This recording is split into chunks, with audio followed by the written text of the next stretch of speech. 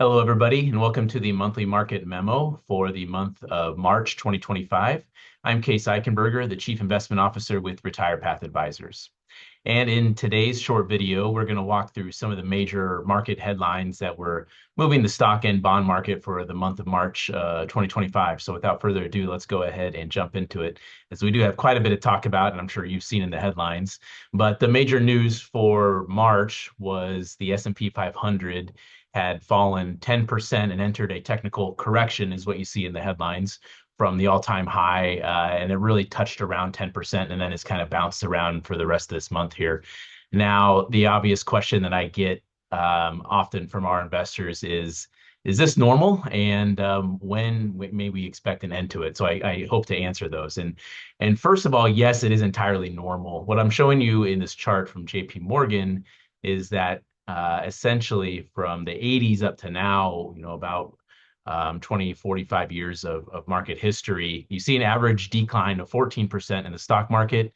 And even in those years where you get that average decline, there's still a 75% chance markets move higher on any given year. And that is pretty normal. So these types of blips in volatility do happen on average every year. We didn't get one technically last year, but last year and 2023 were still good examples of where we did see volatility and we had fantastic returns, right? 2023 stocks were down 10% at one point from all-time highs, still ended the year higher, 24%. And last year we had, some summer weakness where stocks fell 8% from the all-time highs and still ended up 23%. So this is what you typically see in the stock market, is some sort of volatility around various news events. Now, one thing we like to point out is that timing the market is extremely hard. Getting in and then, or sorry, getting out and then getting back in is maybe the hardest part of when to get back in. And we notice that missing just 10 days of 10 of the best days can really hamper your long-term returns and really your retirement goals. So a lot of people say, I'd rather just get out when the news gets better. Well, typically when the news is better, the stock market has already figured that out ahead of times, and you likely have missed out on some gains. What we're showing here in this chart, I'm going to zoom in a little bit, is even that highlighted area, again, just missing 10 days over this time period, you go from about a 10.5% return down to a little over 6% return. So drastically reducing your stock market returns by trying to pick and choose when to be out of the market.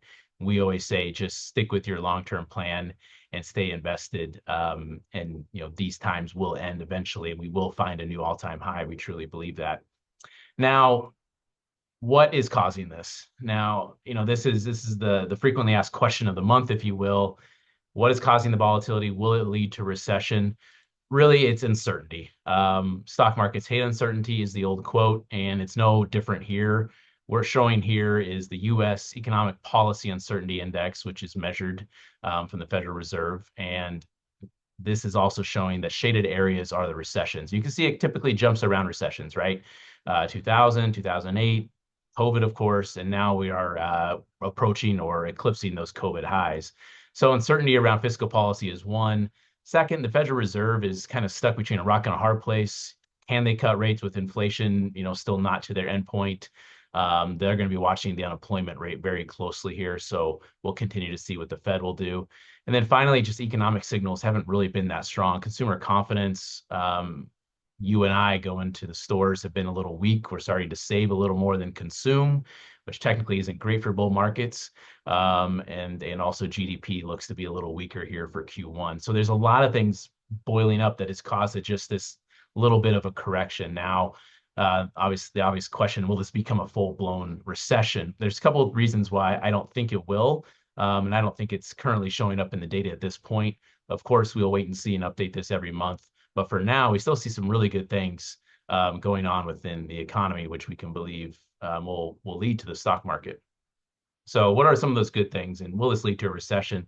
Unemployment claims are still on very much solid ground here, meaning those people that have been laid off and filing for unemployment insurance is still very low. Again, you see the shaded lines of recessions, 2000, 2008, 2020, those are COVID, 2020, those are recessions, right?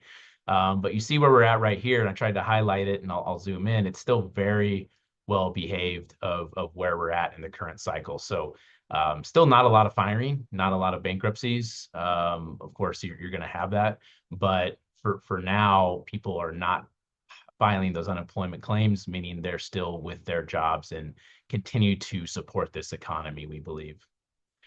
And then finally, let's take a look at more of a statistical measure, more of a sentiment measure in terms of bonds. Now, it's a well-known adage on Wall Street, some things that I follow closely, that the smart money is the bond market, meaning stock markets see a lot of volatility, but the bond market can really tell you what's going on underneath.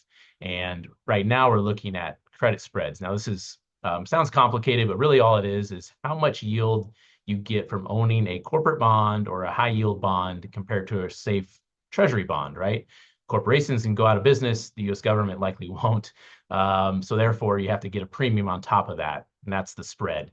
How much of a spread you get for owning those corporate or high yield bonds above treasuries. Again, you can see here throughout those shaded periods of time that spreads really widened and became larger to compensate investors to take that risk in the time of recessions. And right now we are really amongst historic lows or just above historic lows here towards the end. And this is looking at corporate debt is the red line, and then high yield debt is the blue line. And you've seen a little bit of an uptick, but overall spreads are very well behaved, leading us to believe that this is really more of a short-term reaction in response to the confusion around tariffs, economic policy, fiscal policy, what will happen here. So we believe this will present a buying opportunity at some point, or just staying invested and waiting it out and knowing that your retirement plan is still very much intact with your financial advisor at the company here. So with that, of course, I wanted to thank you for watching this video. I hope it was informative. Again, we did see some weakness here in March, but we do believe that the economic footing is still pretty strong, looking on unemployment claims, and spreads across the corporate landscape are very well behaved. We approach the management of your complete financial landscape very seriously. As a trusted steward, advocate, confidant, we're committed to you, the client of Retire Path Advisors. You can always reach out to us with any questions, of course. If you'd like to learn more information about the presentation or what this all means, I'm happy to discuss it over the phone or in person. Email us, call us, of course, reach out to your financial advisor here at the firm, and we'd be happy and to talk to you more about it. Again, thank you again. We hope you have a great start to the spring. Thanks.